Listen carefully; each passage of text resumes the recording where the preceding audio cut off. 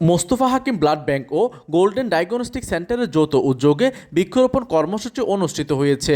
একটি হলো বৃক্ষরোপণ করব জন সবুজ দেশে, সুস্থ বাতাস লাগুক সবার প্রাণে। এই স্লোগানকে সামনে রেখে কর্মসূচিতে শুধু বৃক্ষরোপণে নয়, বরং জনগণকে গাছ লাগানোর নিয়ম, পরিচর্যার কৌশল ও পরিবেশ রক্ষার গুরুত্ব সম্পর্কে সচেতন করা হয় এবং সকলকে অত্যন্ত পক্ষে একটি করে হলেও গাছ লাগানোর পরামর্শ দেওয়া হয়।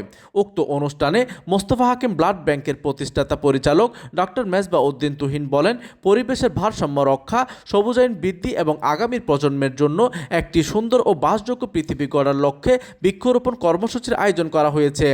মোস্তফা হাকিম ব্লাড ব্যাংকের সভাপতি মোহাম্মদ রেজাউল মোস্তফা এই সময় গণমাধ্যমকে বলেন, রক্তদান যেমন জীবন রক্ষা করে, তেমনি বৃক্ষরোপণ ভবিষ্যৎ প্রজন্মের জন্য জীবন সঞ্চয় করে। আমরা সকলে মিলে মানবতা ও প্রকৃতির জন্য কাজ করে যাব। উক্ত বৃক্ষরোপণ কর্মসূচিতে আরও উপস্থিত ছিলেন মোহাম্মদ মাহফুজ, অদ্রিতা নন্দী, দিলরুবা বেগম সামিয়া, রমজান হোসেন, ইসরাত জাহান ইসমা, আনিশা আক্তার, তানিশা আক্তার, মোহাম্মদ লিমন, মারিয়া আক্তার সহ মোস্তফা হাকিম ব্লাড ব্যাংকের অন্যান্য সদস্যবৃন্দ। প্রতিনিধির তথ্য ও পাঠানো চিত্রে ডেস্ক নিউজ, দিগন্তের বার্তা 24, চট্টগ্রাম।